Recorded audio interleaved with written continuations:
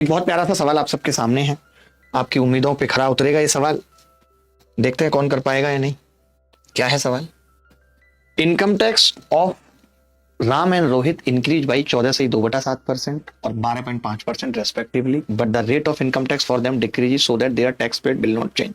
अच्छा, टैक्स कैसे निकलता है आपसे पूछ रहा हूं। अगर मैं आपसे पूछूं टैक्स कैसे निकलेगा तो आप बोलेंगे इनकम और गुणा उसका टैक्स रेट जितना भी हो। 1 लाख इनकम है, 5% टैक्स रेट है, 5% हो जाएगा इनकम का। आप ये कह रहे हैं कि ये चेंज नहीं होगा, आप ये कह रहे हैं ये नो चेंज, चेंज नहीं।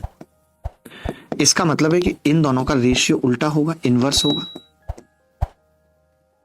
इनवर्स होगा रेशियो। भाई इनकम बढ़ाओगे तो टैक्स रेट कम करनी पड़ेगी। तो बस यही कॉन्सेप्ट लगाना था। मैंने यहां पे लिखा राम, मैंने यहां पे लिखा रोहित। अब आप कह रहे हैं 14.2/7% इसकी इनकम बढ़ी है, यानी 7 से 8 हुई है इनकम। ये इनकम लिख रहा हूं मैं यहां पे, इनकम।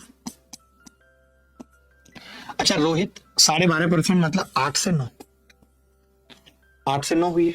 रोहित क्या कह रहा है? 8 से 9, ठीक है, ये इनकम है। तो मैंने कहा फिर टैक्स रेट क्या हुई होगी, टैक्स रेट की बात कर रहा हूं। तो आप कहेंगे ये 8/7 हुई होगी और ये 9/8। इतना लिख लेते हैं, इतना हमें पता चल गया। अब हम आगे बढ़ते हैं। ये कह रहा है रोहित के आयकर की दर बताओ। शुरू में राम के लिए आयकर की दर इतनी थी और अभी आयकर की दर दोनों के लिए समान है, ये भी बोल दिया। यानी इसकी 8 से 7 हुई है, इसकी 9 से 8, और ये कह रहा है समान है। हमारे हिसाब से तो समान नहीं है, 1 की 7 1 की 8 है। तो आपने कहा आप इसको 8 से गुणा करो, 8 8 64, 8 7 56। इसको 7 से गुणा करो, 7 9 63, 7 8 56 गुणा करो। ये पता लग गया कि बराबर करनी है क्योंकि अभी सेम है। अब खत्म हो गया सवाल। सवाल में ये था कि राम के लिए इस 64 की वैल्यू, राम के लिए इस 64 की वैल्यू 6.4% है और रोहित के लिए वैल्यू पूछ रहे हैं, तो पॉइंट ही तो लगाना है, ये 6.3% हो जाएगी।